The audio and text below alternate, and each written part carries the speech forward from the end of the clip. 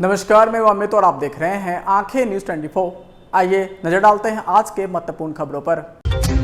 खड़गे और नीतीश की वर्चुअल मीटिंग की खबरों पर क्यों चुप्पी साध रही है जदयू। बिहार में इस महीने से भाजपा की दनादन रैलियां, पीएम मोदी, अमित शाह, नड्डा और राजनाथ सिंह करेंगे दौरा। पटना में 2 नए कोरोना संक्रमित मिले, नहीं हो पा रही है जीनोम सीक्वेंसिंग। तेजस्वी के बोल, कहा चुनाव के समय भाजपा हिंदू, मुस्लिम और जाति धर्म का मुद्दा उठाती है। और उत्तर बिहार में कोहरे का अलर्ट, 2 दिनों बाद होगी बारिश। अब खबरें विस्तार से। इस खबर के प्रायोजक हैं Lohianagar mount Carmel high school, Gyansthali high school और एलएमसी कम्युनिकेशन।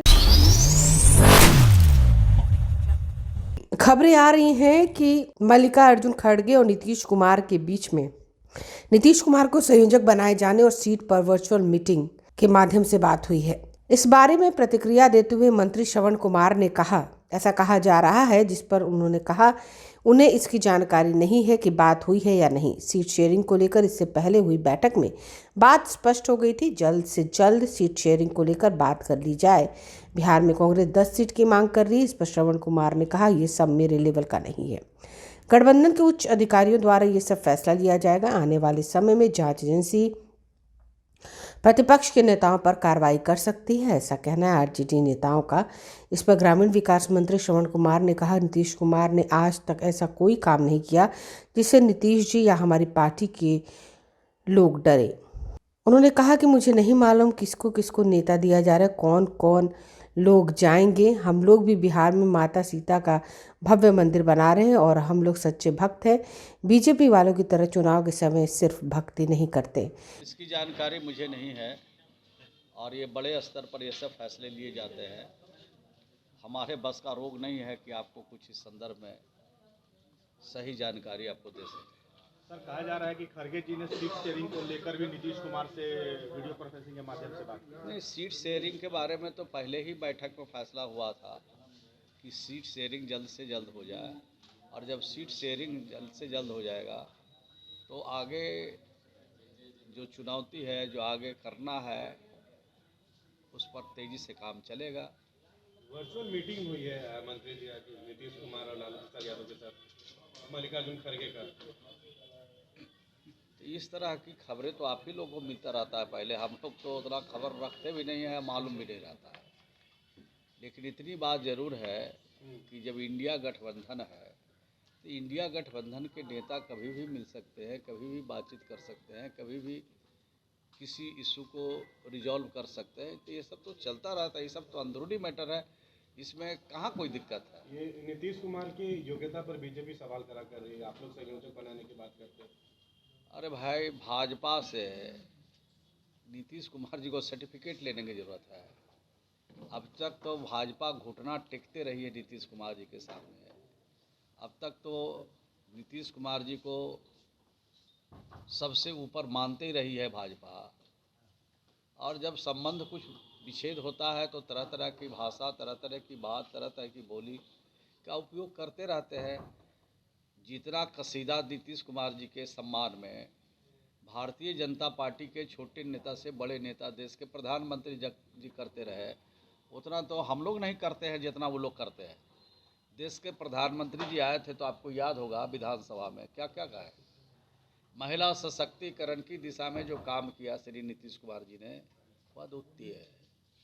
और नीतीश कुमार जी के जो सोच है, जो काम है, ऐसे काम करने की देश में ज़रूरत है, ये कह के गए देश के प्रधानमंत्री। अभी छोट भैया नेता लोग जी कुछ कुछ बोलते रहते हैं तो इसका कौन वैल्यू है, कौन पूछता है। आप लोगों को हर सप्ताह लगता है कि कुछ कुछ गड़बड़ होते रहता है। कुछ गड़बड़ नहीं है, सब ठीक ठाक है। पूरी मजबूती से चुनाव हम लोग लड़ेंगे इंडिया गठबंधन के। समझे कि नहीं। बीजेपी कह रही है कि तेजस्वी को सीएम बनाना चाहते हैं लालू जी।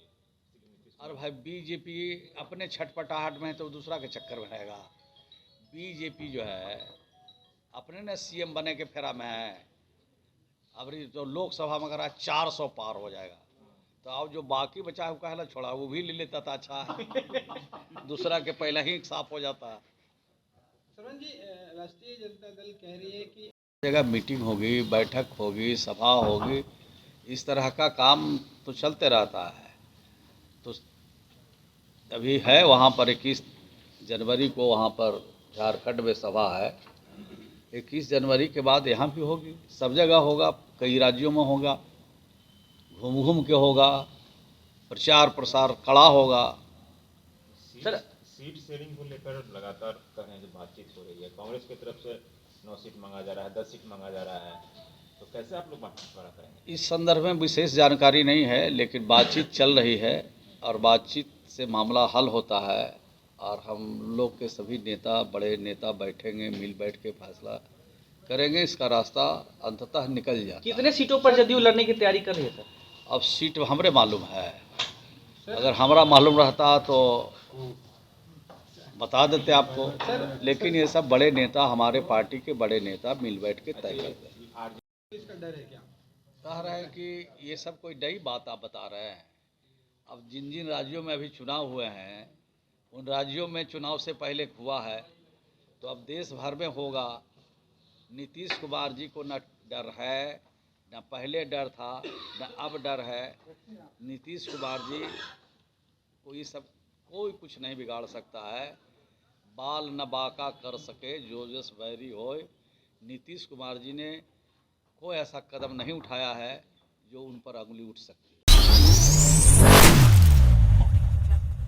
लोकसभा चुनाव के मद्देनजर बिहार में भाजपा ने अगले 2 महीने में दनादन चुनावी रैलियां करने का फैसला लिया है।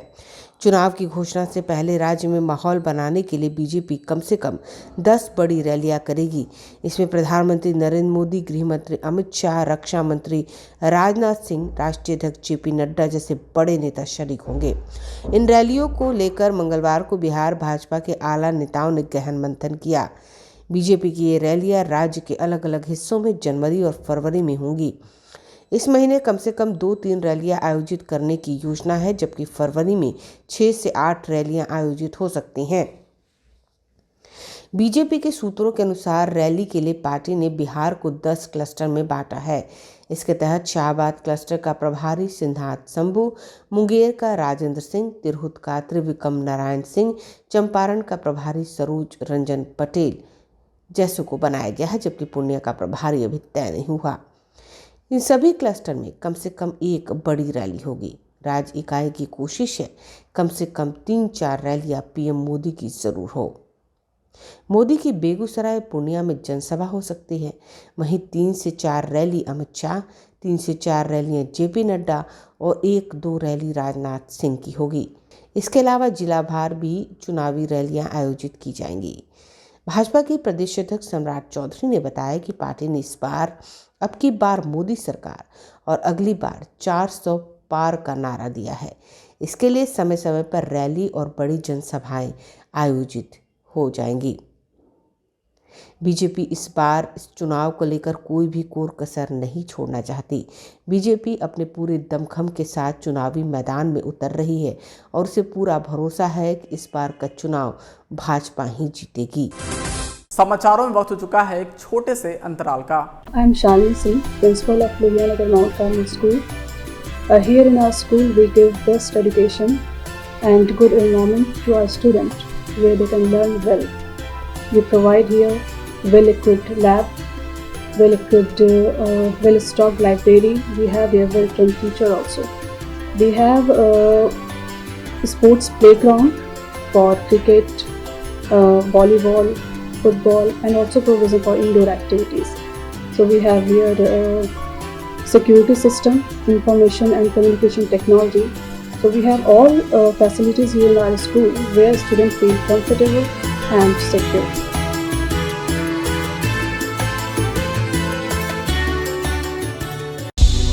क्या आप पत्रकारिता के क्षेत्र में अपना कैरियर बनाना चाहते हैं? तो आज ही royal Ashoka institute of mass communication and journalism में अपनी जगह सुनिश्चित करें। आर्यभट्ट ज्ञान विश्वविद्यालय पटना से मान्यता प्राप्त 100% प्लेसमेंट के साथ royal Ashoka institute of mass communication and journalism नामांकन जारी है। हमारा पता है DS/16 गायत्री मंदिर के समीप, कंकड़ बाग, पटना 8,20,000। आप हमें संपर्क भी कर सकते हैं। हमारा मोबाइल नंबर है 9955456126। ब्रेक के बाद आपका फिर से स्वागत है। बिहार में हाल के दिनों में 20 से ज़्यादा कोरोना संक्रमित मिल चुके हैं। इनमें करीब आधे पटना से हैं। पटना में कोरोना सैंपल की जीनोम सीक्वेंसिंग अभी नहीं हो रही है। बिहार में कोरोना वायरस संक्रमण का खतरा बढ़ता ही जा रहा है। बीते 24 घंटे के भीतर राजधानी पटना में 2 नए कोरोना संक्रमित मरीज मिले हैं। इनमें से एक की उम्र 19 साल तो दूसरे की 50 साल है। हैरान करने वाली बात यह है कि बिहार में सभी संक्रमित मरीजों के सैंपल की जीनोम सीक्वेंसिंग नहीं हो पा रही है। इस कारण यह पता नहीं चल पा रहा है कि बिहार में जो कोरोना केस मिल रहे हैं वो नए वेरिएंट JN.1 के हैं या ओमिक्रॉन से पीड़ित हैं। पटना में मंगलवार को कोरोना के 2 नए मरीज मिले। इनमें से एक 19 वर्षीय युवक बोरिंग रोड स्थित आनंदपुरी मोहल्ले का रहने वाला है। उसे सर्दी, खांसी, बुखार जैसे लक्षण के बाद जांच कराई गई थी। वही NMCH में इलाज कराने आया 50 वर्षीय व्यक्ति संक्रमित मिला। वो आलमगंज के नई पटनदेवी का रहने वाला है। अस्पताल के उपाधीक्षक डॉक्टर सरोज कुमार ने बताया उसे होम आइसोलेशन में रखा गया है। अभी सुबह में मिल रहे संक्रमितों में ओमिक्रॉन वेरिएंट है या JN.1 वेरिएंट, यह जानने के लिए और इंतजार करना होगा, क्योंकि इस बार इनकी जीनोम सीक्वेंसिंग नहीं हो पा रही है। कोरोना पीड़ितों की संख्या कम होने से IGMS की लैब में उतने सैंपल नहीं पहुंच पा रहे हैं जितना जीनोम सीक्वेंसिंग जांच के लिए ज़रूरी होता है। आलम यह है कि पटना स्थित ICMR की लैब में कोरोना के RT-PCR टेस्ट के किट ही नहीं है। इस कारण लैब से जांच के लिए सैंपल पटना एम्स को भेजे जा रहे हैं। बता दें, बिहार में पिछले कुछ दिनों में कोरोना के 20 से ज़्यादा मरीज मिल चुके हैं। इनमें से सबसे ज़्यादा पटना और गया के मामले हैं। इसके अलावा मुजफ्फरपुर और दरभंगा से भी एक कोविड संक्रमित मिल चुका है। बिहार के उप मुख्यमंत्री तेजस्वी प्रसाद यादव ने एजेंसी द्वारा कार्रवाई किए जाने पर कहा है, मैं पहले ही कहा था यह सब तो होना है। मीडिया के द्वारा सिर्फ 3 चीज़ें पूछी जाती, हिंदू, मुस्लिम और जांच एजेंसी। वहीं वर्चुअल माध्यम से इंडिया गठबंधन के बैठक पर तेजस्वी ने कहा, इंडी की बैठक में नीतीश कुमार को संयोजक बनने की बात पर तेजस्वी यादव ने कहा बैठक होनी है, इस पर बात हुई है, लेकिन बैठक कब होगी, कहाँ होगी, इस पर अभी क्लियर नहीं किया गया है। वहीं इसी महीने CAA 32,000 पाक, बांग्लादेश और अफगानिस्तान से आए अल्पसंख्यक शरणार्थियों को नागरिकता मिलेगी। इस पर उप मुख्यमंत्री ने कहा, जब हो जाएगा तब जानिएगा, अभी इस पर कुछ नहीं कहा जा सकता है। राम मंदिर के उद्घाटन पर उन्होंने कहा, चुनाव आ रहा है तो यह लोग इसी तरह के मुद्दे को उठाएंगे। यह लोग हमेशा चुनाव के समय हिंदू, मुस्लिम, जाति और धर्म की बात करते हैं। ब्यूरो रिपोर्ट, आंखें न्यूज़ 24। जान ही रहे कि ये होना था और ये कोई पहली बार आप लोगों को भी जानकारी मिली है, हमको मिली है। ये तो पहली बार है नहीं, ना पहली बार है ना अंतिम बार है। ये सिलसिला तो चलता ही रहेगा जब तक चुनाव रहेगा। तो हम तो पहले ही बोल दिए थे भाई ये होना है। जो भी जांच एजेंसियां हैं सब लोग दबाव में काम कर रहा है। अब इस पे बार बार सफाई देना, बार बार इस पे कमेंट करने का कोई मतलब नहीं रह गया। अब तो यूज्ड टू हो ही ना गया है सारा एजेंसी अपना काम छोड़ करके सारा पॉलिटिकल काम में लगना है, क्योंकि भाई एक तरह का अलायंस ही ना है NDA का। NDA में ज़्यादा पार्टियां तो है नहीं, मेजर पार्टियां तो है नहीं, तो मेजर पार्टी तो यही लोग है ना, तो इस पे क्या बोलना है। अमित शाह, नरेंद्र मोदी सभी बिहार आए, लग रहा है इसी महीने CAA लागू हो जाए। CAA इसी महीने लागू होने की संभावना है।